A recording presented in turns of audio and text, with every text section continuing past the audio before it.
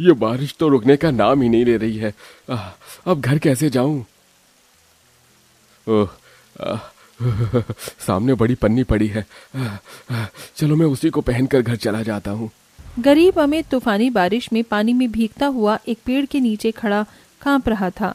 तभी वो सामने उस बड़े से कचरे के ढेर के पास आता है और वहां से खराब बड़ी सी पन्नी उठाकर उसे अपने शरीर पर पहन लेता है। बारिश बड़े जोरों से हो रही है। चलो इस पन्नी से मैं बारिश के पानी से तो बच जाऊंगा। अमित उस पन्नी को पहनकर सड़क से पैदल जाने लगता है। तभी राह चलते लोग अमित को पन्नी पहने देखकर उस पर हंसने लगते हैं। अरे देखो देखो इस बावले को, छाता नहीं है तो क्या पहन लिया इसने। अरे ओ बावले, छाता खरीदने की औकात नहीं है तेरी तो बारिश में बाहर ही क्यों निकलता है? ये सुनकर अमित दुखी हो जाता है और आगे चलने लगता है। तभी आगे भी लोग अमित को देखकर उस पर हंसने लगते हैं। अरे लोगों को भी गरीबी का मजाक उड़ाने में पता नहीं क्या मजा आता है। थोड़े समय बाद अमित उसी गांव में अपने छोटे से मिट्टी के बने झोंपड़े घर के बाहर आता है, जहां घर के बाहर उसके दो बच्चे वरुण, वैशाली और उसकी पत्नी अनुजा, ये तीनों फटे पुराने कपड़े पहने खड़े थे। अनुजा, तुम तीनों यहाँ बाहर क्यों खड़े हो? जी बारिश का सारा पानी घर के अंदर आ रहा है, इसलिए हम यहाँ चौखट पर खड़े हो गए। माँ कहाँ है? जी माँ जी को मैंने पड़ोस वाली शीला बहन के घर भेज दिया था। तभी अमित अपने छोटे से घर के अंदर आता है तो अंदर उसके कच्चे घर की कच्ची छत से पानी घर के अंदर आ रहा था और उस पानी से घर में रखे मिट्टी के बर्तन, मिट्टी, लकड़ियों के सामान खराब हो गए थे। पूरे घर में पानी ही पानी भर चुका था। अनुजा, वो प्लास्टिक का टुकड़ा दो मुझे। मैं वो प्लास्टिक और पन्नी इन दोनों को काटकर दोनों को छत पर बिछा देता हूँ।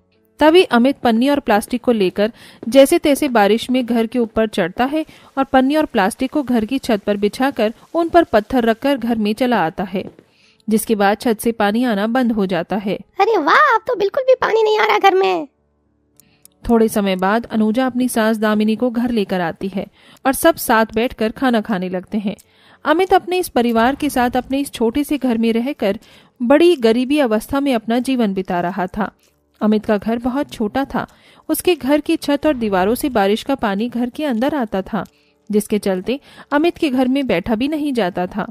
बारिश का मौसम आते ही हमारे जीवन में परेशानियां बढ़ जाती हैं। अगर हमारे पास पैसे होते तो हम घर की मरम्मत करवा लेते, पर हम तो इतने गरीब हैं कि हमें 2 समय का खाना ही बड़ी मुश्किल से नसीब हो पाता है। अमित बेटा, तो किसी से कर्ज लेकर घर की मरम्मत करवा लेना। माँ, मुझ जैसे गरीब को तो कोई अपने पास खड़े भी नहीं रहने देता, तो मुझे कौन कर्जा देगा? इस संसार में गरीब का कोई वजूद नहीं है माँ।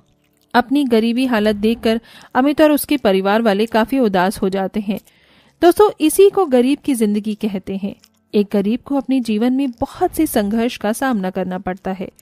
थोड़े समय बाद सब खाना खाकर सो जाते हैं।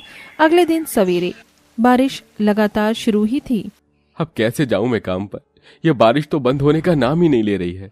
मैंने कितनी बार कहा है आपसे कि आप थोड़े पैसे जमा करके एक छाता खरीद लीजिए। कैसे खरीदूं छाता अनुजा? मेरी कमाई तो 70 रुपए रोज है, वो भी घर खर्च में चली जाती है। चलो कोई नहीं, मैं बारिश में भीगते हुए ही काम पर चला जाता हूँ। अमित के घर पर छाता नहीं था। पिताजी रुक जाइए, हम अभी आए। तभी वैशाली और वरुण दोनों घर से बाहर चले जाते हैं। अरे वरुण, बाहर मत जाओ, बहुत बारिश हो रही है। ये बच्चे भी ना। इधर दोनों भाई बहन गांव में एक बड़े से घर के आंगन में आते हैं, जहां कई सारी बड़ी बड़ी पन्नियां पड़ी हुई थी। वरुण, जल्दी पन्नी पहन, फिर हम बाकी पन्नियां लेकर घर चलते हैं। दोनों एक एक पन्नी उठाकर अपने शरीर पर पहन लेते हैं और बाकी की पन्नियां अपने घर लेकर आते हैं। पिताजी, आप ही पन्नी पहन कर जाइए, इसमें आपको पानी नहीं लगेगा। अरे वाह, हमारे बच्चे तो बड़े कलाकार हैं। माँ, ये एक पन्नी आप भी लीजिए। आप बाजार सब्जी लाने जाते हो ना, तो आप ये पन्नी पहनकर ही बाजार चले जाना। अच्छा, हम दोनों बाहर खेलने जा रहे हैं। चलो मैं भी काम पर जा रहा हूँ। अमित घर से बाहर आता है तो बाहर उसके दोनों बच्चे पन्नियां पहने गांव के बच्चों के पास खड़े थे। गांव के बच्चों ने महंगे कीमती रेनकोट पहने हुए थे, उनके पास छाते भी थे और वो बच्चे वैशाली वरुण का मजाक उड़ा रहे थे। अरे देखो देखो दोस्तों, इन गरीबों के पास तो छाता भी नहीं है। अरे इन भिखारियों की औकात ही नहीं है छाता खरीदने की, तभी तो ये कचरे की पन्नी पहने घूम रहे हैं। भगवान जी, आखिर हम इतने गरीब क्यों हैं? सारे बच्चे अमित के सामने उसके बच्चों की गरीबी का अपमान कर रहे थे। ये सुनकर अमित की आंखों में आंसू आ जाते हैं। भगवान जी, आखिर हम इतने गरीब क्यों हैं? तभी अमित उसी गांव में एक कारखाने में आकर अनाज की बोरियां उठाने का काम करता है। अमित इस कारखाने में 70 रुपए रोज की कड़ी मजदूरी का काम करता है। बहरहाल इसी तरह दिन प्रतिदिन बीतने लगे। एक रात अमित कारखाने से पैदल घर की ओर आ रहा था। बारिश जोरों की चल रही थी। तभी वो गांव के मंदिर के पास आता है और रोज की तरह मंदिर में आकर पूजा करने लगता है। भगवान जी, आप तो जानते हो ना, मेरा परिवार कितनी कठिनाइयों से अपना जीवन बिता रहा है। हमारी गरीबी परेशानी दूर कर दीजिए भगवान जी। तभी अमित मंदिर के बाहर आता है तो उसे मंदिर की सीढ़ियों पर एक छाता पड़ा दिखाई देता है। उस समय वहां कोई नहीं था। अरे, ये छाता किसका है? शायद कोई इसे रखकर कहीं चला गया होगा। अमित बेटा, ये छाता किसी और का नहीं, तुम्हारा ही है। इसे अपने साथ ले जाओ। आप कौन हैं और आपको मेरा नाम कैसे पता? बेटा, मैं कौन हूँ, कहाँ से आया हूँ, ये सब बाद में जानना। पहले इस छाते की सहायता से तुम अपने घर जाओ, वरना बारिश के पानी में भीगने से तुम बीमार पड़ जाओगे।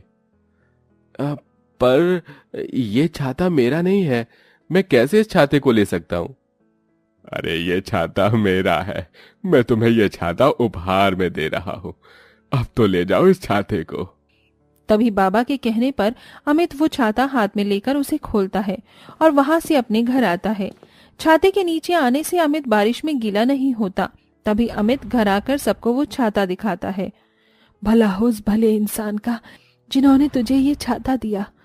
तभी अचानक उस छाते से इतने सारे छाते बाहर निकल आते हैं कि उन छातों से अमित का पूरा घर भर जाता है। ये चमत्कार देखकर सबके होश उड़ जाते हैं। अरे अरे, ये क्या हो रहा है? इतने सारे छाते कैसे निकले इस छाते से? पिताजी, ये क्या हो रहा है? इतने सारे छाते कहाँ से आए? तभी उस छाते से आवाज आती है जो छाता अमित साथ लाया था। इतना चौंकने की जरूरत नहीं है अमित, मैं एक जादुई छाता हूँ। तुम्हारे जीवन की परेशानियां और तुम्हारे दुखों को दूर करने ही मैं तुम्हारे पास आया हूँ। ये सारे छाते मैंने अपने जादू से तुम्हें दिए हैं। मैं रोज तुम्हें कई सारे छाते दूंगा और तुम इन छातों को बेचकर अपनी गरीबी दूर करते जाना। ये सुनकर अमित और उसके परिवार वाले काफी खुश हो जाते हैं। अरे, क्या तुम एक जादुई छाता हो? ये तो कमाल हो गया, हमारे पास जादुई छाता आ गया। हमारे पास तो कितनी सारी छाते आ गई।